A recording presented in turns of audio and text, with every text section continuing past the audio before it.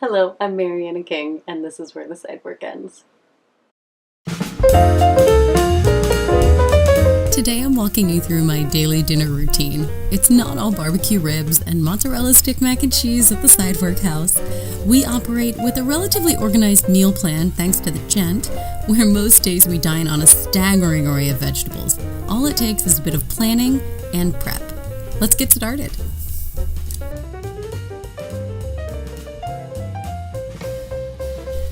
We prep our food as soon as we get home from the market, chopping the vegetables and putting them in individual airtight containers.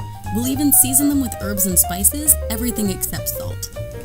Of course, there's an exception to everything, so on the meat, we do add some salt to the seasoning mix because the salt acts like a dry brine and pulls the flavor deeper into the meat. Most cut vegetables are fine in the refrigerator for 5 to 7 days. There are some things like carrots and asparagus that stay the most crisp when you place them in water. They like to keep their feet wet. I just put them in large mason jars and store them in the door of the refrigerator until I'm ready to use. About 30 minutes before we want to eat, I gather my prepped ingredients along with a baking sheet.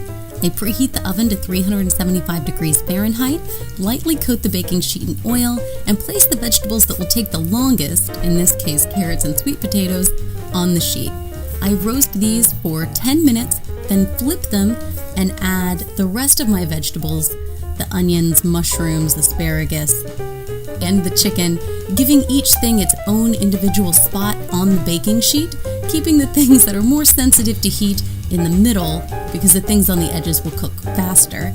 I cook these for about another 20 minutes, and then right before I'm ready to eat, I sprinkle with the spinach on top and just give it a couple of minutes in the oven to wilt.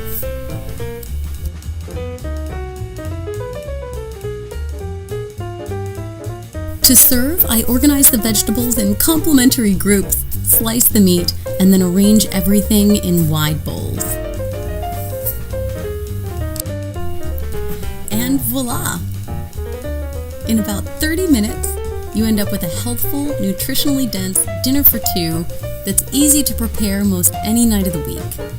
If you want to fill this out a little bit more, you could even add a cup of cooked quinoa or brown rice. Those cook very well in advance and store easily in the refrigerator as well. Let me know if you give this a try, and I'll see you again soon, where the Sidework ends.